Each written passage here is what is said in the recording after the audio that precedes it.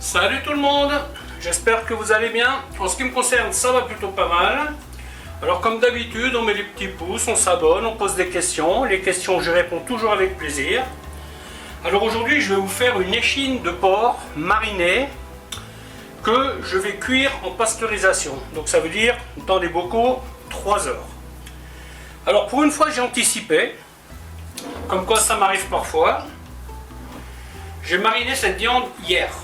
Donc j'ai mis de l'oignon, de la carotte, coriandre, persil, de la sauce soja salée et sucrée, du gnoc mam, du miel, un peu d'huile d'olive, curry, herbes de Provence, piment, ras el hanout, paprika, de l'ail, la coriandre et les 5 baies.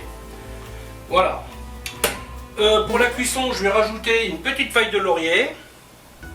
Et je vais y rajouter un petit peu de vin pour y rajouter de l'acidité. La particularité de ce que je fais aujourd'hui, je vais utiliser des opercules qui ont déjà servi.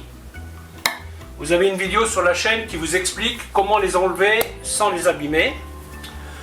J'insiste toujours sur le fait que ne faites pas une masse quand vous faites ça. Vous voyez, aujourd'hui je fais 4 bocaux et ceux-là ils vont partir très vite. Je vais même les garder dans mon frigo. Les autres bocaux que j'ai fait, ils sont dans une armoire là-bas. Vous voyez, donc ceux-là, je prends des opercules neufs. Mais aujourd'hui, s'il y a des ouvertures, ça sera pas grave en fait, hein, parce que c'est ce que je fais là, on va le consommer assez rapidement. Et au frigo, ça bouge pas pendant quelques temps. Voilà, voilà. Bah, écoutez, je pense ne rien avoir oublié. Bah, je vais vous montrer comment faire tout ça. A tout de suite. Donc la première des étapes. J'enlève la garniture que j'ai posée sur la viande.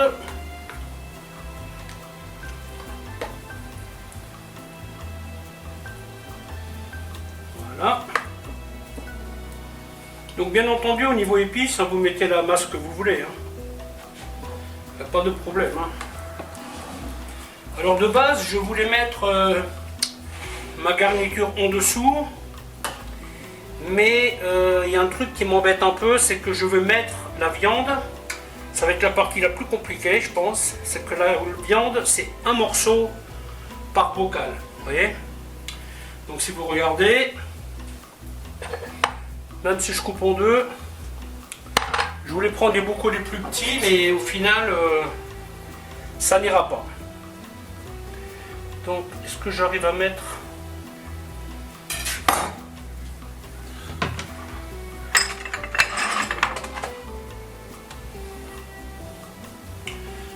Je pourrais rajouter un bocal, hein. Bon, j'aimerais bien n'en faire que 4. Donc voyons voir, qu'est-ce que ça dit.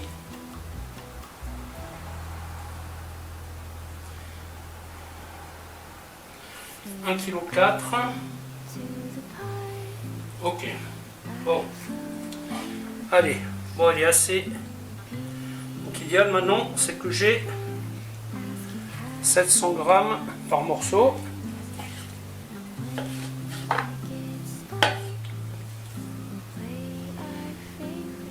En dessous. Le problème c'est que ces balances ne sont pas méga précises. Bon, c'est pas grave. Dans ce sens, ça me dérange pas. Et donc, il faudrait que j'ai des morceaux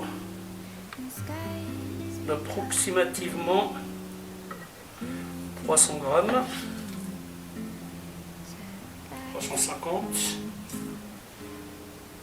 414. Là, ça va pas rentrer. Donc là j'enlève un bout. Allez, on met encore un peu de graisse. Tac. Voilà, ça devrait le faire. Voilà, donc hop. On va faire pareil de ce côté. 300.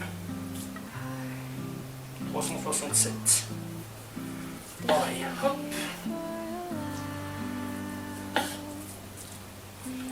Voilà, je vais mettre un petit peu de garniture au fond. Ça y est, on prend la confiance.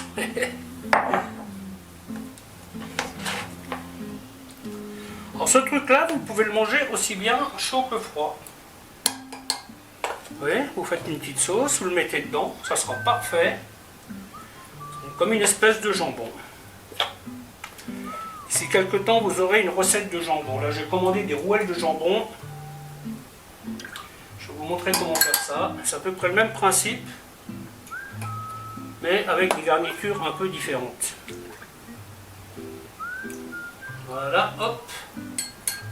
Vous voyez, donc là, vous avez tous les ingrédients, sauce soja, machin, tout est là-dedans. Hein.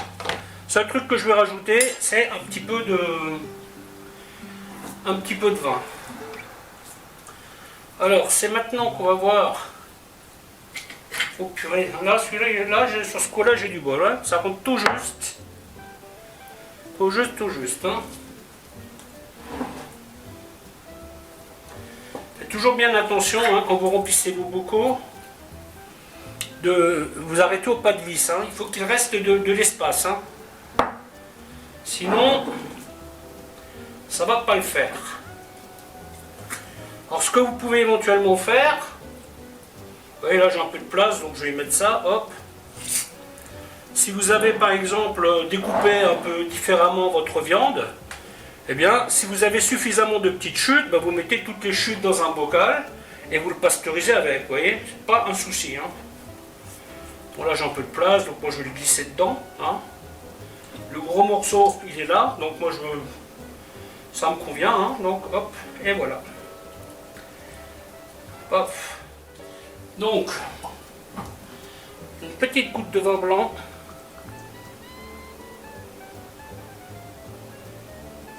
Pas la peine que ça arrive jusqu'en haut. Hein. Hop.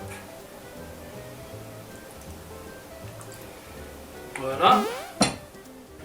Voilà la casserole que je vais utiliser. Faites toujours attention à prendre une casserole qui soit un petit peu haute. Parce que dans le passé, j'utilisais une casserole qui était limite, vous voyez. Donc les bocaux ils arrivaient jusqu'à là, enfin l'eau elle arrivait jusqu'à là. Et comme ça, vous savez, ça éclabousse un peu quand ça cuit, je mettais de l'eau partout. Donc là j'ai acheté une grosse marmite. Ceux qui suivent les vidéos l'ont certainement déjà vu. Et cette marmite là, il n'y a plus de problème. Hein. J'arrive à mettre 14 bocaux dedans. 14 bocaux de 750 ml. Voilà. Hop. Tac. Ensuite, il reste encore un petit peu de légumes.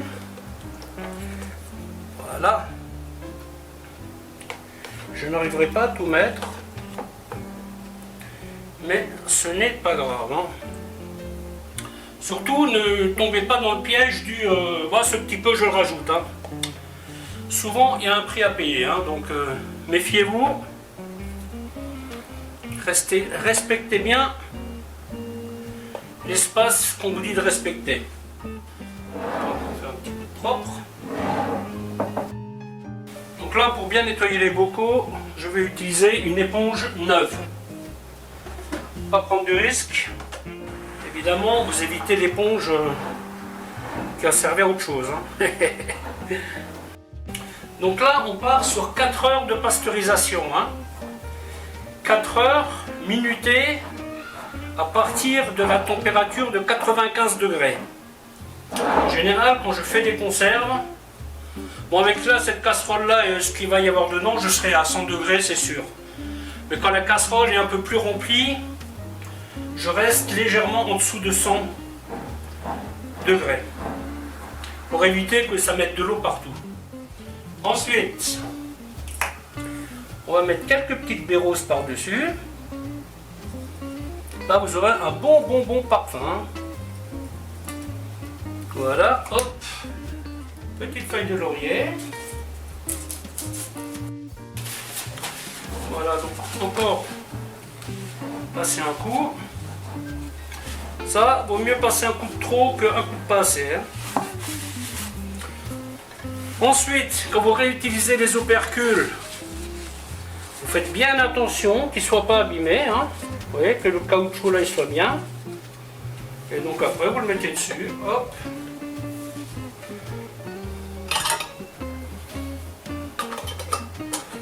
et vous ficelez.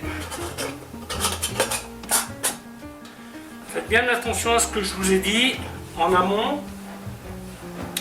N'utilisez pas ce système quand vous faites une masse. Hein.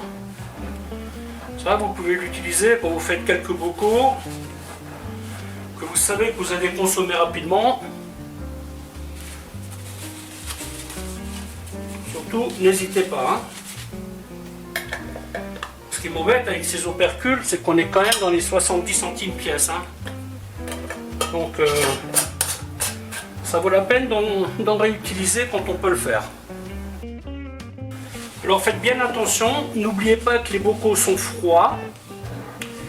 Si vous y mettez de l'eau bouillante, ils risquent d'exploser. Hein. Donc mettez de l'eau tempérée. Ça mettra un petit peu plus de temps pour être à la température cible, mais au moins ils n'exploseront pas. Vous voyez, donc la ma sonde elle est programmée sur 102. En fait, les sondes, je les programme en deux temps. La première étape, c'est la programmation à 95 degrés. Dès que j'atteins les 95 degrés, je lance la minuterie. Ensuite, pour que ça ne boue pas trop fort, eh bien, je monte ma sonde à 102. Et donc là, ça va me prévenir quand il y a une trop forte ébullition. Parce que l'idéal, c'est que ça boue, mais à petit feu, vous voyez, un frémissement. Vous n'avez pas besoin que ça boue très très fort. Hein. Voilà, mais écoutez, la vidéo va s'arrêter là. D'ici quelques jours, je vais vous faire des photos pour les mettre dans cette même vidéo. Alors je vous dis à bientôt pour une autre recette. Bye bye.